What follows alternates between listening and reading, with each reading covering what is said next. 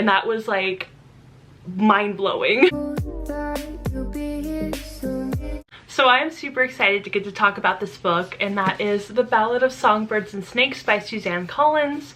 This is the newest Hunger Games novel. This is a prequel to the original trilogy. And as I'm sure you all know, it follows the story of Coriolanus Snow when he was a teenager and during the Hunger Games that he participated in with his tribute. So I have to admit that I have been really nervous to film this video talking about this book, mainly because I have seen so many mixed reviews, and not only that, I've seen so many negative reviews. So I've just been kind of like hesitating to talk about this book because I already know I kind of have like an unpopular opinion amongst at least the people that I follow and my mutuals. So that does make me a little bit nervous, but I loved this book. I gave it a 4 out of 5 stars and I thoroughly enjoyed it. And I also have to admit that I actually wasn't intending on reading this book ever. Like when it was first announced, I was a little excited, but I was also kind of like, I'm over the Hunger Games. I don't really need any new content. I'm not super interested. And it just seemed like a lot. And also I haven't read any of the Hunger Games books since I was in high school. Like I was literally a sophomore in high school when I was reading the Hunger Games books. And then when the movies came out, I was super disappointed. I hated the movies.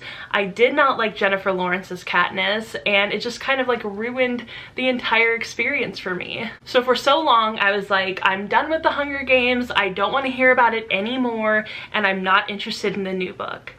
And then I saw that the audiobook was on Hoopla, and I love Hoopla. It's like my favorite app in the entire world. Basically, if you don't know what Hoopla is, it's a library app and you connect it to your library card and you can check out like 10 audiobooks a month. And it's super amazing. I just love it. They have so many great audiobooks and a lot of really new audiobooks, which is so helpful. And they had this one literally the day it came out, and I saw that Santino Fontana, one of my favorite people in the entire world, was going to be doing the voice of this book. Like he was going to narrate it. So that automatically intrigued me. It automatically put this book on the map and I just had to read it. And so I listened to the audiobook and I was so surprised that I loved it so much. So I feel like if you're going to go into this book and you're kind of like, I'm a Hunger Games fan and I would love to read this book, I want to know more, I feel like this book would really speak to you if you like villain origin stories or if you like villain stories in general.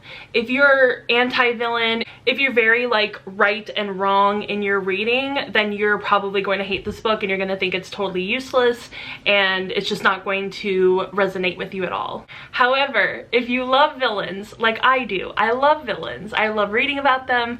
I love, you know, a lot of times in my favorite movies, it's the villain that's my favorite character, and I just love getting to see from their perspective, even if it's like a genuinely evil perspective. And I feel like a lot of times, especially with readers of the Hunger Games, where we're so used to like reading from Katniss's perspective and she is a 100% good person, like she's like the good guy, quote unquote, I feel like it's very hard for that audience to have a book like this that's focused so heavily on a villain that we have hated for so long. And that's not to say that this book is trying to condone any of his actions. I didn't feel that way at all when I was reading this book.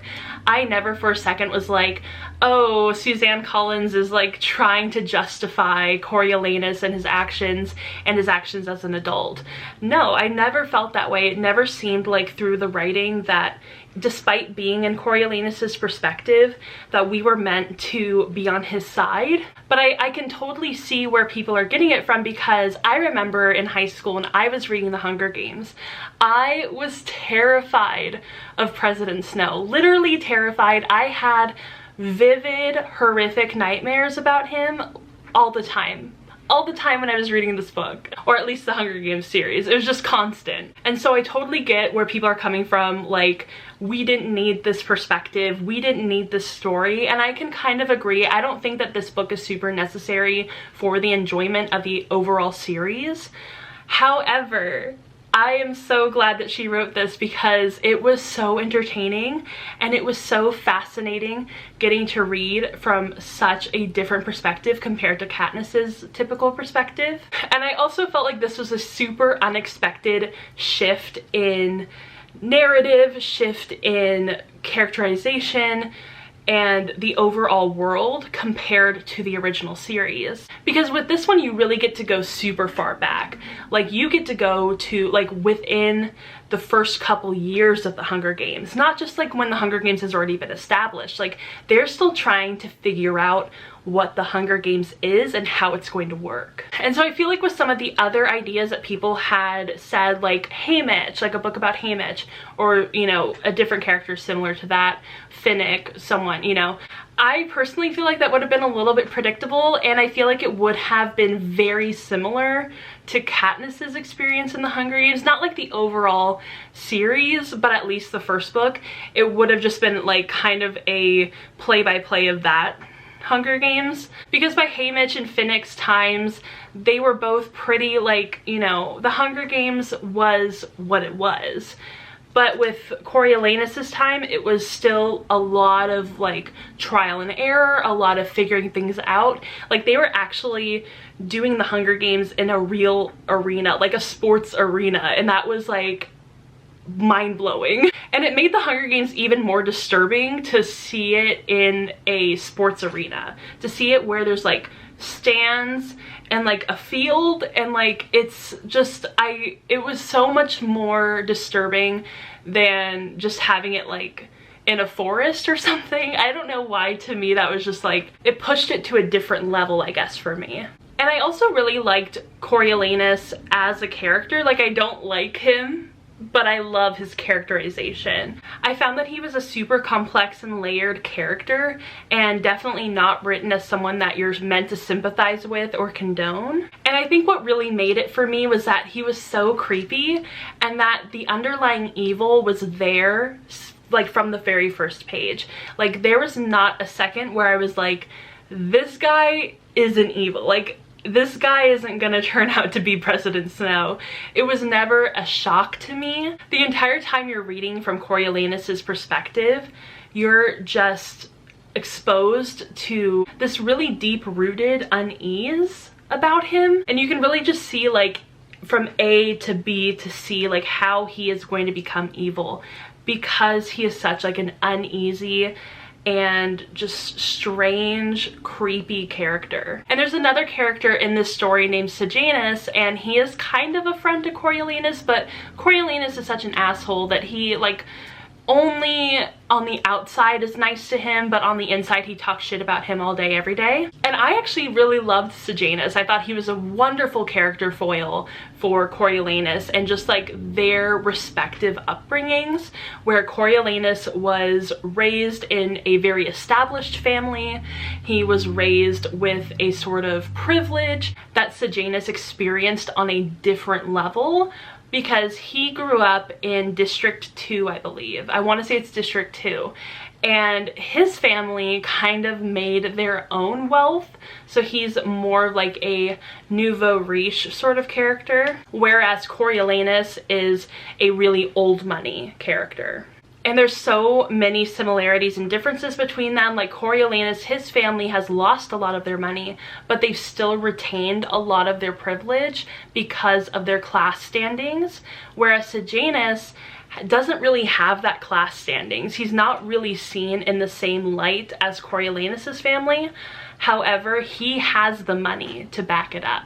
You know, so they're very different, and it's very clear that they have reacted to their life experiences so differently. And I feel like a lot of that has to do with how Coriolanus was raised within a more established family, and then where Sejanus was raised in a family that had to actually like work for their money, even though like at this point he is rich and he's not really, like, they're not really working, are they? Really, come on. But I think it's also interesting because Coriolanus was raised in the capital, and then Sejanus was raised in District 2, so they have such a completely different outlook on the Hunger Games, on the capital itself, on, you know, the elite and on like the people that are living within the districts. So it's so interesting just to see them be characters that could be so similar, but they've completely reacted to their experiences, to their life situations so differently. And I feel like Sejanus was really important to add into the narrative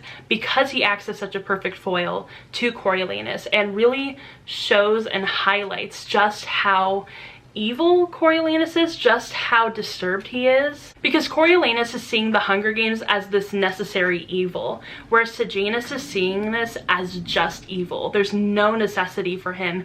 He feels like the citizens of the districts have, you know, they don't deserve this, they shouldn't be doing this, this is completely wrong. And Coriolanus, probably because his family was more affected by the war, that no, the district citizens should pay for their crimes and they need to be punished, and it's very clear that like there's a huge difference of thought between the two of them. Coffee break. I do want to read a little bit of what I wrote in my journal because I feel like the way that I wrote it was so perfect. I don't want to like completely butcher it by trying to memorize it. And basically I said the way Coriolanus viewed the Hunger Games was so similar to the ways in which white people justify themselves when they defend and promote the oppression and violence people of color face. He wanted to punish the districts, finding that the Hunger Games illuminated the true nature of humanity. He was like a poor little rich boy, someone with misplaced anger. And I feel like that really highlights a lot of Coriolanus's character and where he comes from and how he devolves into the villain that we all know from the original trilogy. Every time I say original trilogy, I want to think of Star Wars. And then moving on from Coriolanus's character, there is the character of Lucy Gray, and that's his tribute. And I loved this relationship, and by love this relationship I don't mean that I'm like romanticizing it. It was so creepy and unsettling, and every time I would hear him talk or think about Lucy Gray, it put me on edge. It like gave me the chills almost. Like there was something about Coriolanus that was just so disturbing whenever he talked about her, because he was so obsessive and it was just not it.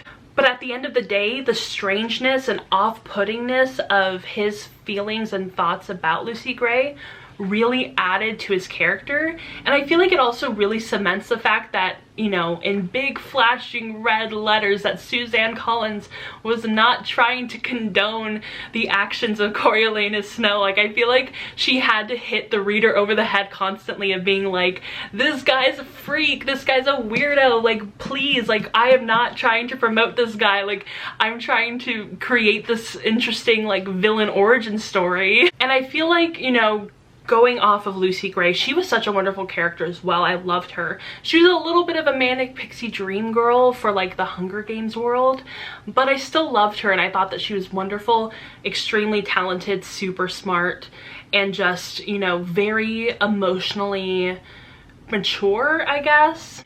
And it was kind of interesting seeing the way that Lucy Gray perceived Coriolanus, because it's so different than like the actual person that he is. And I feel like if she had heard some of the weird thoughts that he had about her, she would be like, sorry, I gotta go.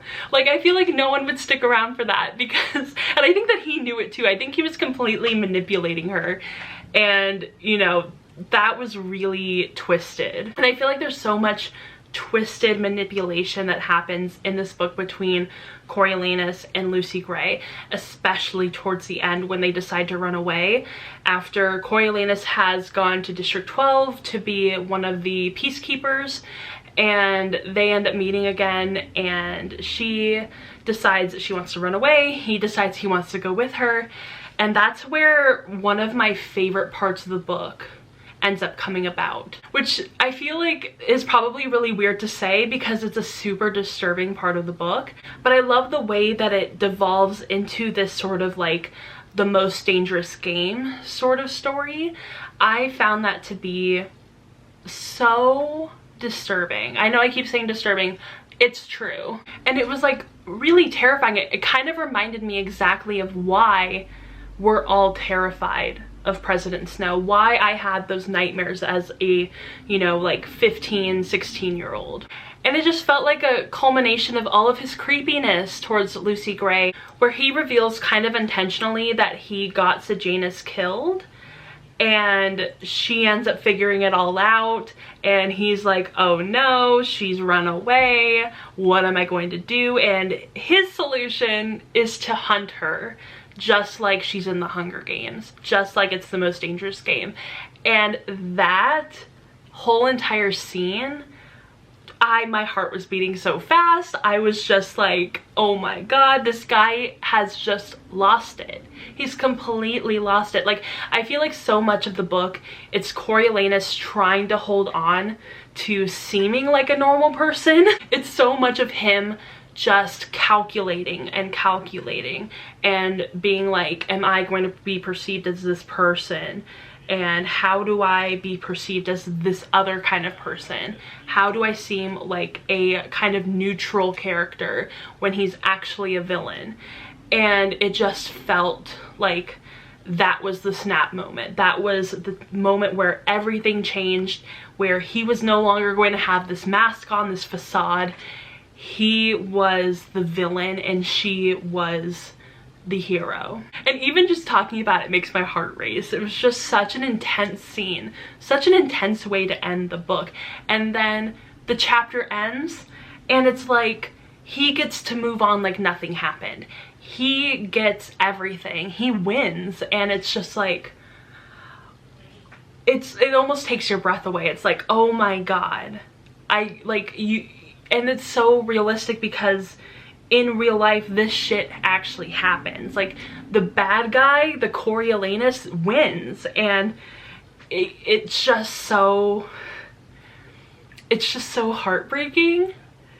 But then you kind of like, you remember that there's the original trilogy, there's the Hunger Games, there's Katniss, but you can also see like so many people are going to suffer, they're going to die, all because of Coriolanus, all because of what he did, and all because the capital in that society is willing to uplift people like Coriolanus. And I can understand this book hits a little close to home. It feels very realistic, and it's what I hate and love about this series. It's always what I've hated and loved about the Hunger Games, is how realistic it feels, how it feels like this could happen at some point in the future, whether it's the near future or the far future. But overall, I really loved this book.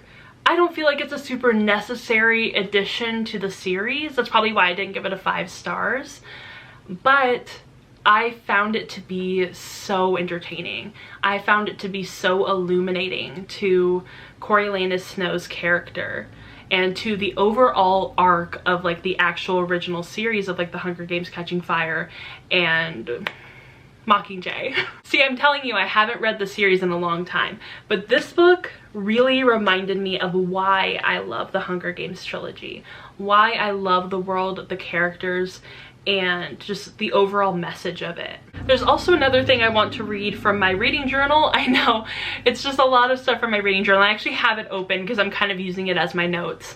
And I say, I've really begun to realize why I love villain origin stories and books that center a villain narrative. I can see why others wouldn't like it, but for me, a villain origin story, or just a villain story in general, is just so interesting and so much more nuanced and layered than one that solely follows a hero. I feel like a hero story, while good, are a little overrated. Give me a villain any day. I find them so interesting. I find them so fascinating. I want to read about them. I want to know their thoughts. I want to see where they go with their thoughts. It's just so intriguing to me. I think I just want more authors to really go for it and release more books written in the point of view of villainous characters. I think oftentimes readers can feel uncomfortable with reading from an evil perspective, but I can't relate to that. I like feeling challenged and uncomfortable at times while reading, and I think that that's really important when we're talking about this book, because I feel like this book does make a lot of people uncomfortable, and it does, you know, sort of challenge a lot of the things that are in the original trilogy. And, you know, you're kind of having to compare the two main characters. I just saw a spider. And you're kind of having to compare the two main characters, you know, Katniss versus Coriolanus, and clearly Katniss is the better person. Katniss is the hero, and you're going to see Coriolanus in his book as sort of like, why did we need this? And really, like I said, you know, if you don't read this, if you don't like it, it really doesn't take anything away from the original trilogy. It really doesn't take anything away from, you know, what you love about the original trilogy. At least I don't think it should. But, you know, for those of us who really love villain origin stories, who wanted a story that's a little less predictable than, say, a Haymitch or a Finnick story, this one's for you, this one's for us. And I love that Suzanne Collins decided to go with a villain. I thought it was so intriguing. I thought that she did such a wonderful job at towing the line between, you know, I want it to, you know, be illuminating, I want it to be realistic, and I don't want to condone this character. I think she did a really great job balancing both of those things, and I never felt like, oh, she thinks that Coriolanus is a good person, or she's trying to paint him as a good person, because even though he would do some good things, it was always made so clear that, you know, either A, he wasn't really doing it for a very good reason, B, he kind of like accidentally did it, or C, he was still a bad person. And I just found it so interesting because so much of this book is bad people can do good things at times, but that doesn't take away from how bad they are or how evil they are or whatever. That people are nuanced, people are layered and complex, and there's never going to be like a this or that. It's going to be somewhere in between. So yeah, I feel like I've said literally everything I wanted to say about it. I know I didn't touch on every single thing that happened in this book or every single topic or theme, but I just really wanted to focus on Coriolanus's character and his relationship to like two of the most important characters, at least in my perspective. I love Sejanus, I love Lucy Gray, they're wonderful. Coriolanus is trash. But overall, I gave this book a 4 out of 5 stars. I loved it so much. I'm so glad I finally got to talk about it. I feel like I just got like a whole weight lifted off of my chest. I love it. So I guess, you know, if you've seen this video, you've probably already read this book. I'm very certain. Or you haven't read it and you don't really want to read it and you just want to know what happens. So I hope you guys enjoyed it. I hope you guys enjoyed this review. I certainly enjoyed making it. I'm just like, I finally got to talk about it. So I hope you guys enjoyed this video, and if you did, go ahead and give it a thumbs up and subscribe to my channel. Also go ahead and follow me on Instagram, Twitter, and Goodreads. Hopefully I can do more reviews like this in the future. I love getting to review books and talk about them more in depth. And I hope you're having a wonderful day, and I will see you in my next video. Bye! Ooh, I thought it'd be me and you.